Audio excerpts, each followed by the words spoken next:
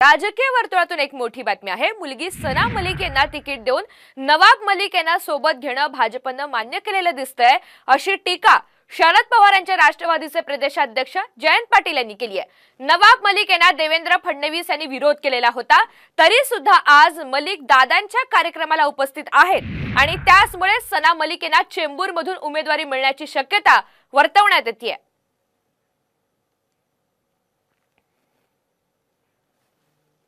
विधानसभेला तिकडच्या बाजूने अजित पवारांच्याकडून नवाब मलिक यांच्यावर अतिशय गंभीर आरोप झालेले आहेत।